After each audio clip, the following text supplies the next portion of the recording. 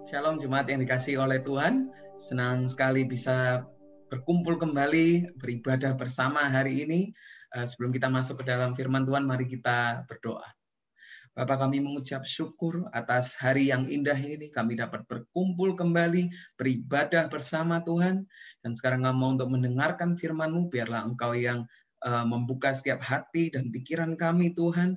Biarlah Engkau yang agar kami dapat menerima firman yang Engkau berikan ini, Tuhan. Terima kasih, Bapa.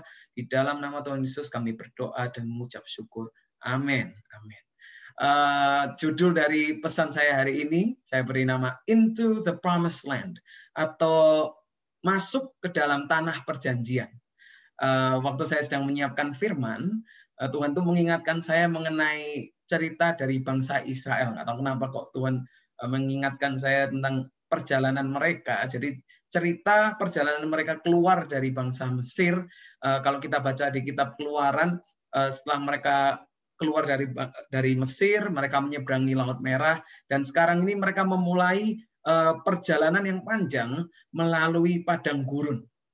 Nah, padang gurun kalau Anda bisa bayangkan atau pernah nonton atau pernah lihat gambarnya kali ya, kalau Anda bayangkan tuh padang gurun itu kering, tempatnya itu sangat panas, dan yang lebih penting lagi adalah di padang gurun itu susah untuk mencari makanan, susah untuk mencari air.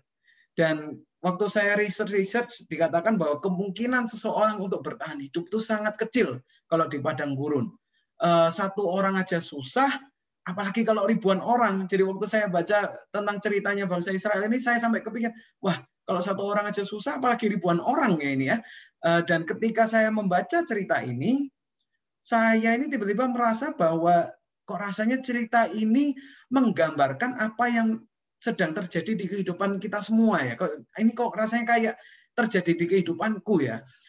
Mungkin siapa di sini yang pernah melewati padang gurun? Maksud saya bukan melewati padang gurun secara fisik kayak pernah ngelewatin padang gurun, enggak, tapi maksud saya adalah Anda pernah melewati masa atau waktu di mana Anda ini di sekeliling Anda ada kekurangan dan kekeringan, penuh kekhawatiran. Anda bisa merasakan itu, rasa khawatir, rasanya ada kekurangan, ada kekeringan, dan mungkin untuk Anda tahun 2020 itu seperti padang gurun. Susah untuk mencari sumber, susah, uangnya habis, ada yang di PHK, ada yang bisnisnya hancur. Itu mungkin 2020 itu seperti padang gurun gitu. Nah, tetapi walaupun kondisi dan situasi menentang, ceritanya di dalam firman Tuhan, bangsa Israel ini, Tuhan itu tetap menyediakan bagi mereka. Walaupun mereka itu di padang gurun, walaupun di sekitar mereka itu nggak ada apa-apa, rasanya cuma ada kekeringan dan panas aja, tapi Tuhan itu tetap menyediakan. Ketika bangsa Israel itu kelaparan, Tuhan mengirimkan roti mana dan burung puyuh. Tuhan, waktu mereka haus, Tuhan memberikan air, mengubahkan air yang pahit menjadi manis. Tuhan mengirimkan tiang awan di pagi dan siang hari, dan tiang api di malam hari. Dan semua kebutuhan mereka, walaupun mereka ini di tengah kekurangan, di tengah kekeringan, Tuhan itu memenuhi segala kebutuhan mereka.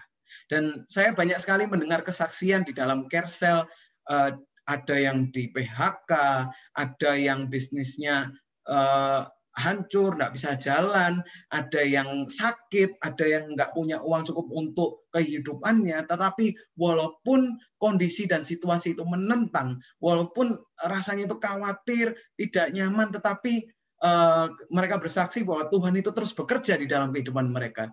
Dan kadang saya dengar tuh mereka ngomongnya, nggak tahu gimana kok tiba-tiba Tuhan itu bekerja. Wah, nggak tahu gimana tiba-tiba ada yang beli barang saya. Pokoknya Tuhan itu membantu. Jadi sama seperti bangsa Israel, nggak tahu gimana Tuhan itu tetap bekerja dengan caranya yang luar biasa. Nah, kalau Anda mengalami penyertaan Tuhan di tengah padang gurunmu, kalau mungkin Anda merasakan berkat Tuhan di tengah masalahmu, saya minta untuk tuliskan di chat atau di komen atau like video ini, mungkin bisa dituliskan puji Tuhan, Tuhan itu ajaib, Tuhan itu luar biasa, atau mungkin mau menuliskan di sini di chat atau di komen tentang kesaksiannya, boleh juga untuk menguatkan saudara-saudara kita yang mungkin masih merasa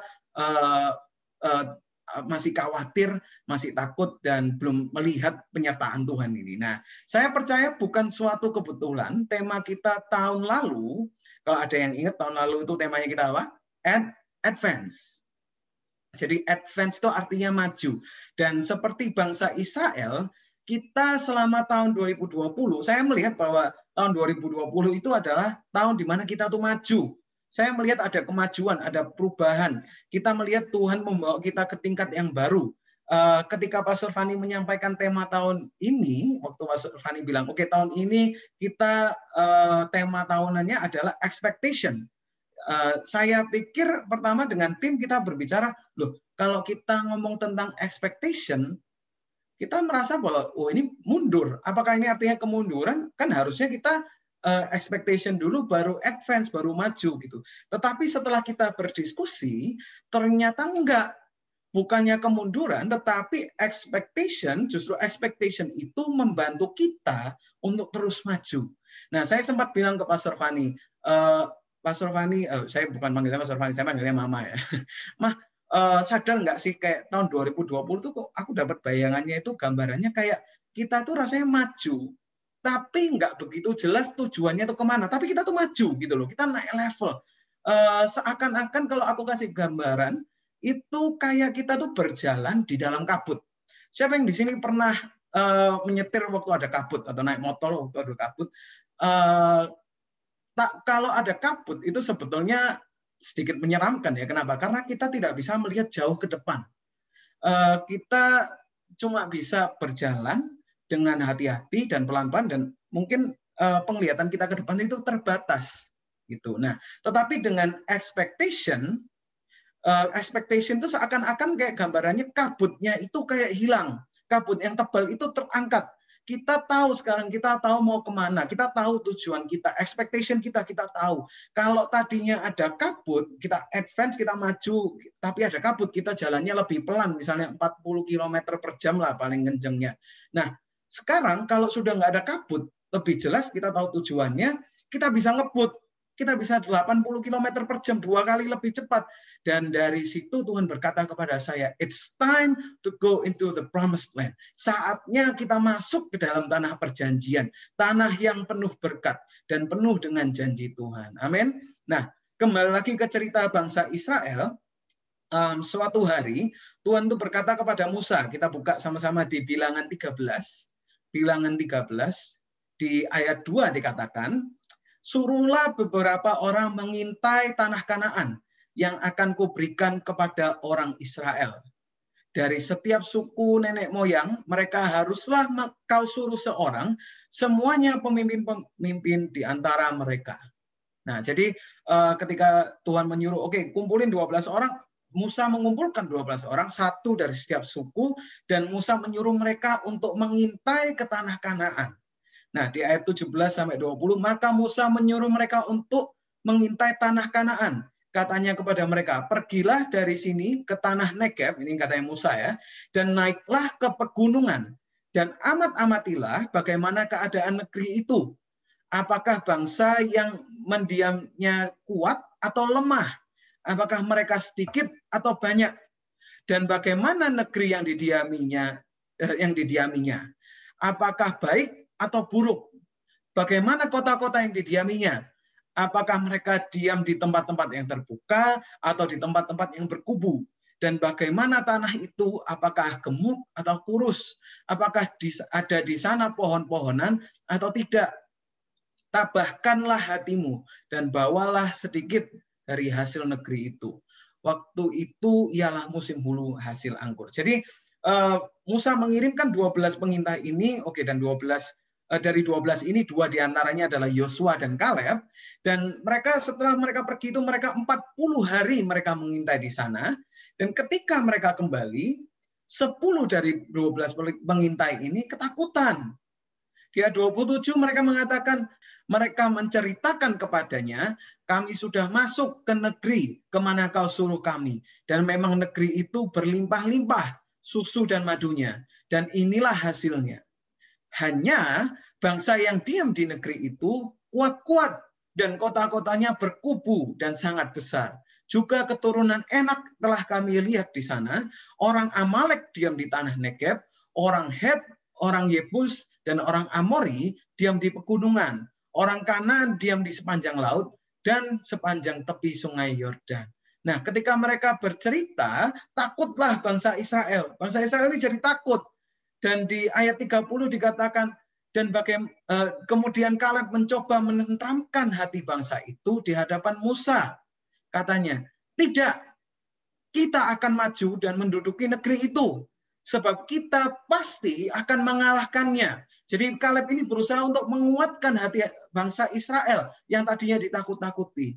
Tetapi orang-orang yang pergi ke sana bersama-sama dengan dia berkata, kita tidak dapat maju menyerang bangsa itu karena mereka lebih kuat daripada kita.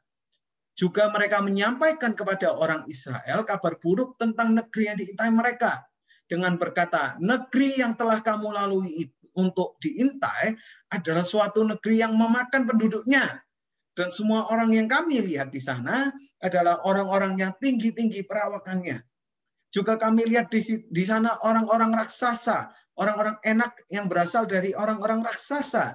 Dan kami lihat diri kami seperti belalang dan demikian juga mereka terhadap kami. Jadi mereka ini ketakutan. Mereka ini bukan lagi ketakutan, sudah takut, ditambah ditakut-takutin lagi. Orang di sana makan orang penduduknya. Orang di sana itu banyak raksasa, ada tembok-tembok yang tinggi. Kita nggak bisa untuk lawan mereka. Kita ini nggak kuat. Itu katanya orang-orang 10 ini. Dan di Bilangan 14 ayat 2 dikatakan, bersungut-sungutlah semua orang Israel kepada Musa dan Harun. Dan segenap umat itu berkata kepada mereka, sekiranya kami mati di tanah Mesir atau di padang gurun ini, mengapakah Tuhan membawa kami ke negeri ini supaya kami tewas oleh pedang dan istri serta anak-anak kami menjadi tawanan? Bukankah lebih baik kami pulang ke Mesir? Dan mereka berkata seorang kepada yang lain, baiklah kita mengangkat seorang pemimpin lalu pulang ke Mesir. Jadi mereka sangat takut, dan karena mereka ini saking takutnya, mereka tuh bilang lebih baik kita kembali ke Mesir. Lebih baik kita kembali menjadi budak daripada kita harus melawan mereka ini, raksasa-raksasa, tembok-tembok yang tinggi ini. Kita ini nggak kuat gitu. Nah, tetapi Yosua dan Kaleb, mereka itu terus berusaha menguatkan bangsa Israel. Mereka itu berusaha untuk meneguhkan mereka dan mengingatkan mereka akan penyertaan Tuhan, tentang kuasa Tuhan. Tetapi bangsa itu bukannya mereka tidak takut sekarang ya, tapi malah mengancam untuk melempari Yosua dan Kaleb dengan batu. Di Bilangan 14 ayat 10-12 katakan, lalu segenap umat itu mengancam hendak melempari kedua orang itu dengan batu. Tuh Yosua dan Kaleb mau dilempari dengan batu. Tetapi tampaklah kemuliaan Tuhan di kemah pertemuan kepada semua orang Israel. Ayat 11 dikatakan, Tuhan berfirman kepada Musa, berapa lama lagi bangsa ini menista aku, dan berapa lama lagi mereka tidak mau percaya kepadaku. Sekalipun sudah ada segala tanda mujizat yang kulakukan di tengah-tengah mereka. Aku akan memukul mereka. Mereka itu maksudnya musuhnya ya. Aku akan memukul mereka dengan penyakit sampar dan melenyapkan mereka. Tetapi engkau akan kubuat menjadi bangsa yang lebih besar dan lebih kuat daripada mereka. Dan jadi maksudnya apa? Tuhan berkata kepada mereka, kamu tuh sudah berapa lama aku nih kasihin tanda mujizat. Kenapa kok kalian tuh tetap nggak percaya gitu loh. Nah, dan akhirnya Musa tuh berdoa kepada Tuhan. Musa meminta pengampunan dari Tuhan. Di ayat 19 dikatakan, ampunilah kiranya kesalahan bangsa ini sesuai dengan kebesaran kasih setiamu, seperti engkau telah mengampuni bangsa ini mulai dari Mesir sampai kemari. 20 katakan, berfirmanlah Tuhan, aku mengampuninya sesuai dengan permintaanmu. Hanya demi aku yang hidup dan kemuliaan Tuhan memenuhi seluruh bumi, semua orang yang telah melihat kemuliaanku dan tanda-tanda mujizat yang kuperbuat di Mesir dan di padang gurun, namun telah 10 kali mencobai aku dan tidak mau mendengarkan suaraku, pastilah tidak akan melihat negeri yang kujanjikan dengan bersumpah kepada nenek moyang mereka. Semua yang menista aku ini tidak akan melihatnya. Tetapi hambaku Kaleb, karena lain jiwa yang ada padanya, dan ia mengikut aku dengan sepenuhnya, akan kubawa masuk ke negeri yang telah dimasukinya itu, dan keturunannya akan memilikinya. Mungkin kalau kita baca ini, banyak orang yang mungkin merasa bahwa atau berkata bahwa Tuhan itu kok jahat ya? Masa mereka nggak boleh masuk ke tanah perjanjian? Nah, tetapi saya percaya bahwa Tuhan itu bukannya nggak mau mereka masuk ke tanah perjanjian. Tuhan mau mereka untuk masuk ke dalam tanah perjanjian. Itu rencananya. Tetapi karena mereka tidak percaya kepada Tuhan, mereka tidak percaya kepada kuasanya, kepada janji-janjinya. Nah, mereka ini bukan tidak boleh, tapi mereka tidak bisa masuk ke tanah perjanjian. Bukan tidak boleh, tetapi mereka tidak bisa. Mereka tidak akan memasuki tanah perjanjian. Dan 40 tahun lamanya bangsa Israel ada di dalam padang gurun, hingga tibalah waktunya Yosua dan bangsa Israel untuk masuk ke dalam tanah perjanjian. Di Yosua 1 ayat 2 dikatakan, hambaku Musa telah mati. Ini Tuhan berkata kepada Yosua, hambaku Musa telah mati. Sebab itu bersiaplah sekarang, seberangilah sungai Yordan ini, engkau dan seluruh bangsa ini menuju negeri yang akan kuberikan kepada mereka, kepada orang Israel itu. Setiap tempat yang akan diinjak oleh telapak kakimu, kuberikan kepadamu, seperti yang telah kujanjikan kepada Musa. Nah, jadi Yosua dia menyiapkan bangsa Israel, dia menyampaikan kepada semua rakyat, semua bangsa Israel, siapkan bekalmu, 3 hari lagi kita akan menyeberangi sungai Yordan untuk menduduki negeri yang diberikan oleh Tuhan. Nah, gitu. Jadi semuanya siap-siap, 3 hari lagi kita berangkat. Dan mereka menyiapkan diri untuk masuk ke dalam tanah perjanjian. Dan ini adalah waktu yang mereka sudah tunggu-tunggu, yang mereka sudah nanti-nanti, yang diharapkan oleh bangsa Israel untuk bisa masuk ke dalam tanah perjanjian. Dan perhatikan apa yang mereka lakukan setelah mereka menyeberang. Ada 3 hal penting yang mereka lakukan. Jadi setelah mereka menyeberangi sungai Yordan itu ada 3 hal yang penting. Kita lihat sama-sama ya. Dan ketika mereka sampai di sungai Yordan, Tuhan menyuruh para imam itu untuk mengangkat tabut perjanjian dan menyeberang duluan. Jadi ketika di ayat 15 dikatakan, segera sesudah para pengangkat tabut itu sampai ke sungai Yordan, dan para imam pengangkat tabut itu mencelupkan kakinya, jadi itu ya, sudah diangkat, mereka maju duluan, mencelupkan kaki ke dalam sungai Yordan. Sungai Yordan itu sebab sampai meluap sepanjang tepinya selama musim menuai. Maka berhentilah air itu mengalir, air yang turun dari hulu melonjak menjadi bendungan, jauh sekali di dekat Adam, kota yang terletak di sebelah Sartan, sedang air yang turun ke Laut Araba, yakni Laut Asin, terputus sama sekali. Lalu menyeberanglah bangsa itu di tentangan Yeriko. Jadi mereka ketika sudah masuk, itu airnya tiba-tiba kayak berhenti, gitu. Ada bendungan di jauh di sana, jadi akhirnya jadi kering sungai itu.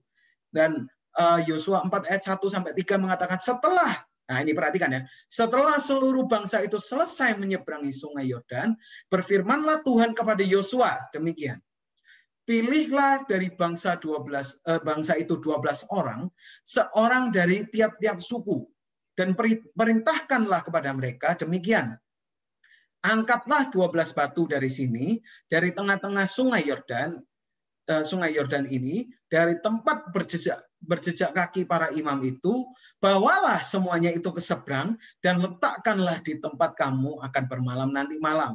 Jadi hal penting yang pertama yang mereka lakukan adalah mereka mengambil batu dari tengah-tengah sungai Yordan dan dibawa ke seberang ke tempatnya mereka berkemah. Ya. Lalu Yosua menyuruh 12 orang untuk mengambil batu, 1 orang dari setiap suku diambil, dan Yosua menyusun batu itu menjadi tanda peringatan. Nah, itu dia. Nah, itu hal penting pertama yang mereka lakukan setelah mereka menyeberang. Yang pertama apa? Mengambil batu, gitu ya. Katakan bersama-sama, mengambil batu. Itu. Ingat mengambil batu. Yang kedua, setelah mereka menyeberangi sungai Yordan dan mereka berkemah, Tuhan berkata kepada Yosua di ayat Yosua 5 ayat 2-5. Pada waktu itu berfirmanlah Tuhan kepada Yosua, buatlah pisau dari batu dan sunatlah lagi orang Israel itu untuk kedua kalinya. Lalu Yosua membuat pisau dari batu dan disunatnya lah orang Israel itu di bukit kulit katan. Inilah sebabnya Yosua menyunat mereka. Semua orang yang keluar dari Mesir, yakni yang laki-laki, semua prajurit telah mati di padang gurun di tengah jalan setelah mereka keluar dari Mesir. Sebab semua orang yang keluar dari Mesir itu telah bersunat, tetapi semua orang yang lahir di padang gurun dalam perjalanan sejak keluar dari Mesir belum disunat. Nah, akhirnya mereka itu yang kedua ya. Jadi mereka melakukan penyunatan di situ. Nah, dan yang ketiga di Yosua 5 ayat 9-10, dan berfirmanlah Tuhan kepada Yosua, hari ini telah kuhapuskan celah Mesir itu daripadamu. Itulah sebabnya nama tempat itu disebut Gilgal sampai sekarang. Sementara berkemah di Gilgal, orang Israel itu merayakan apa? Paskah pada hari yang ke-14 bulan itu pada waktu petang di dataran Yeriko. Nah, yang ketiga apa? Perayaan Paskah. Hari ini kita akan belajar 3 kunci. 3 kunci yang kita perlukan ketika kita masuk ke dalam tanah perjanjian. Yang pertama adalah remember his power, mengingat kuasanya. Yang kedua, kunci kedua adalah remember his promises, mengingat janjinya. Dan yang ketiga adalah remember his goodness, mengingat kebaikannya. Yang pertama, remember his power. Ketika Yosua dan bangsa Israel menyeberang sungai Yordan, ingat yang pertama tadi apa yang mereka lakukan? Mereka mengambil batu dan mereka menyusunnya. Kalau kita baca di ayat 21, Yosua 4:21 dikatakan, dan berkatalah ia kepada orang Israel, demikian, apabila di kemudian hari anak-anakmu bertanya kepada ayahnya, apakah arti batu-batu ini, maka haruslah kamu beritahukan kepada anak-anakmu begini, Israel telah menyeberangi sungai Yordan ini di tanah yang kering. Sebab Tuhan Allahmu telah mengeringkan di depan kamu air sungai Yordan, sampai kamu dapat menyeberang seperti yang telah dilakukan Tuhan Allahmu dengan laut Teberau atau laut merah, yang telah dikeringkannya di depan kita, sampai kita dapat menyeberang. Supaya semua bangsa di bumi tahu bahwa kuat tangan Tuhan, dan supaya mereka selalu takut kepada Tuhan Allahmu.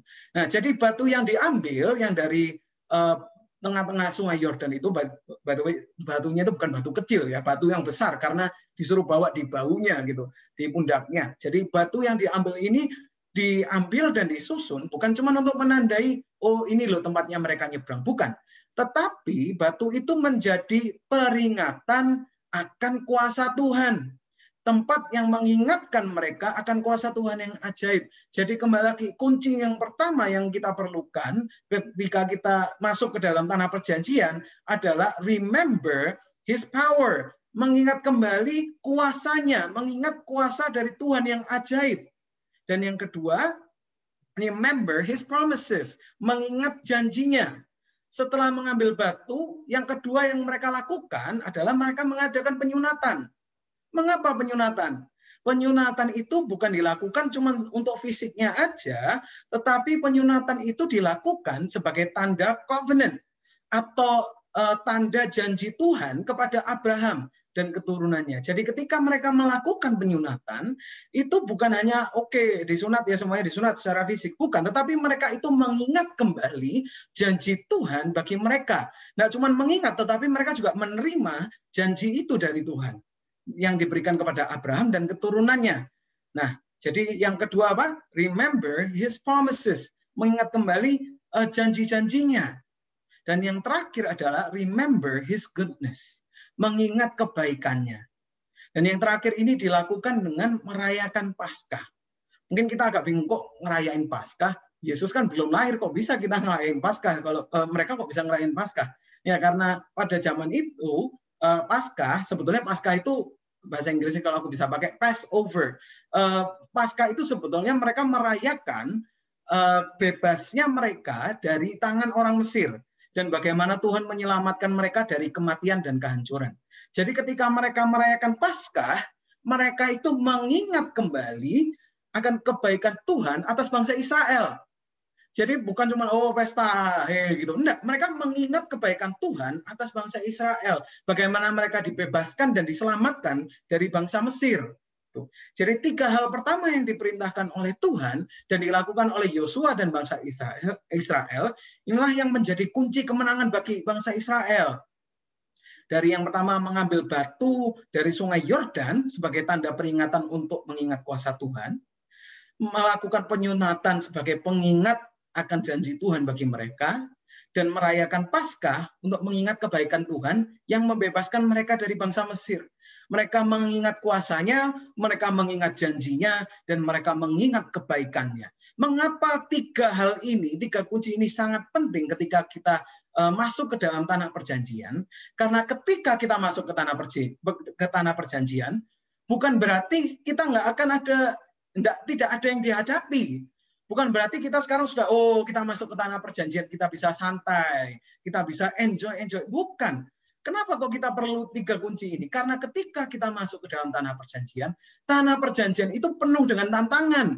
Penuh dengan bangsa, tadi kan laporannya dari yang masa yang di Musa itu ya, bangsanya itu penuh dengan tembok-tembok yang tinggi.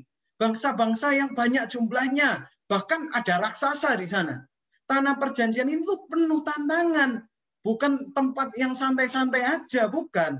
Dan kalau kita berusaha untuk mengalahkan mereka, untuk masuk ke dalam tanah perjanjian ini dengan kekuatan kita sendiri, kita itu nggak cuma kita takut, tetapi kita akan gagah.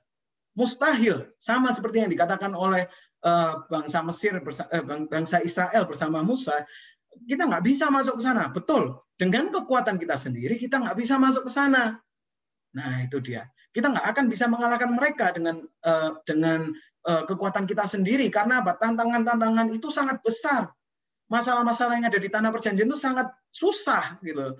Tetapi ketika kita mengingat kuasanya, kita mengingat janji Tuhan, kita mengingat kebaikan Tuhan, apa yang mustahil dijadikannya nyata. Saya percaya di dalam tahun 2021 ini kita akan masuk ke dalam tanah perjanjian. Dengan Tuhan katakan, it's time to go into the promised land. Saatnya kita masuk ke dalam tanah perjanjian. Nah, bukan berarti kalau kita masuk ini sekarang kita santai-santai, nggak ada masalah. Enggak. Justru di tahun 2021 ini akan ada masalah, akan ada tantangan, mungkin lebih besar dari sebelum-sebelumnya. Justru kita akan menghadapi tantangan yang lebih susah dari sebelumnya. Nah, dan mungkin kita merasa takut, kita merasa khawatir. Karena apa? Kita nggak tahu apa yang akan kita hadapi di depan. Kita nggak tahu hari besok ini nanti kayak apa, masalahnya kayak gimana. Tetapi ketika kita mengingat kebaikannya Tuhan, kita mengingat kuasanya Tuhan, dan mengingat janji Tuhan, apa yang mustahil, Tuhan dapat mengubahnya menjadi nyata. Yang kelihatannya kayak tembok yang tinggi, yang indestructible, nggak bisa dihancurin, yang rasanya kok kita nggak ada gunanya kalau kita cuma di sini aja. Tetapi ketika kita mengingat kebaikan Tuhan, kuasa Tuhan, dan janjinya, tembok yang tinggi itu yang tidak bisa dihancurkan, hancur tanpa kita perlu menyentuhnya. Kenapa? Karena bukan lagi peperangan kita, tetapi Tuhan yang berperang bagi kita. Saya sangat senang dengan kitab Yosua, bukan karena namanya Yosua ya, bukan, tetapi karena apa yang terlihat mustahil di dalam kitab Yosua ini, justru Tuhan pakai untuk mengalahkan musuhnya. Maka dari itu terus ingatlah 3 kunci ini. Ingatlah kuasanya, ingatlah janjinya, dan ingatlah kebaikannya. 3 itu. Apa yang pertama? Ingatlah kuasanya, yang kedua ingatlah janjinya, dan yang terakhir ingatlah kebaikannya. Ketika kita mengingat 3 kunci ini, kita tidak hanya akan masuk ke dalam tanah perjanjian, cuman masuk aja, enggak. Tetapi kita akan melihat mujizat terjadi di kehidupan kita. Kita nggak perlu khawatir lagi, tidak perlu takut, karena kita akan berjalan dari kemenangan sampai kemenangan bersama Tuhan. Roma 8 ayat 31 mengatakan, sebab itu apakah yang akan kita katakan tentang semuanya itu? Jika Allah di pihak kita, siapakah yang akan melawan kita? Dan mungkin kalau saya akan berikan PR sedikit di rumah, supaya nggak cuma mendengarkan aja. Saya minta Anda untuk semua melihat kembali di tahun 2020 sampai sekarang, 2021. Apa kebaikan Tuhan yang kalian alami dari tahun 2020 sampai 2021? Apa kebaikan Tuhan yang kalian alami? Kalian ingat-ingat, dicatat. Yang kedua, apa kuasa Tuhan yang kita saksikan? Mungkin kalau kita melihat kuasa Tuhan yang membantu di kehidupan kita, atau kuasa Tuhan yang membantu di dalam Tuhan membantu teman kita atau keluarga kita, Anda bisa tuliskan di situ apa kuasa Tuhan yang kita saksikan dari tahun 2020 sampai 2021. Atau mungkin dari yang sebelum-sebelumnya, it's okay. Dan yang terakhir adalah apa janji yang Tuhan berikan kepadamu. Dan yang terakhir ini gimana caranya kita bisa tahu Tuhan itu janjinya apa. Kadang kita merasa kayak, aku loh bahkan nggak bisa dengar suaranya Tuhan. Gimana caranya aku tahu janjinya Tuhan apa? Anda bisa cari di firman Tuhan, di Alkitab. Alkitab itu penuh dengan janji-janji Tuhan. Anda lihat di situ apa janji yang Tuhan berikan kepadamu. Dan dari tiga hal ini, ketika kita mengingat kuasanya, kita mengingat janjinya, kita mengingat kebaikannya, kita bisa untuk menghadapi masalah yang akan datang di tahun 2021. Inilah saatnya kita masuk ke dalam tanah perjanjian. Amin. Saya akan tutup dalam doa. Mari kita berdoa. Bapa, kami mengucap syukur bahwa Engkau selalu beserta kami. Selama kami melewati padang gurun Tuhan, selama kami mengalami kekhawatiran, kekurangan, tetapi Engkau terus menuntun kami. Engkau yang terus memberikan apa yang kami butuhkan Tuhan. Dan hari ini kami mau untuk mengingat kembali apa kebaikan-Mu, apa kuasa yang telah kami saksikan di dalam kehidupan kami atau kehidupan orang lain Tuhan.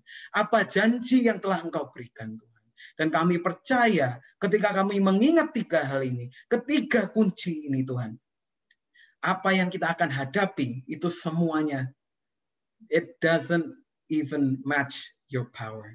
Itu bahkan kalah dengan kekuatan-Mu Tuhan, kalah dengan kuasa-Mu Tuhan. Biarlah ketiga hal ini yang memberikan kami kekuatan untuk berjalan terus ke depan, untuk terus percaya kepada Engkau Tuhan. Terima kasih Bapa. Di dalam nama Tuhan Yesus kami berdoa dan mengucap syukur. Amin. Amin. Tuhan Yesus memberkati.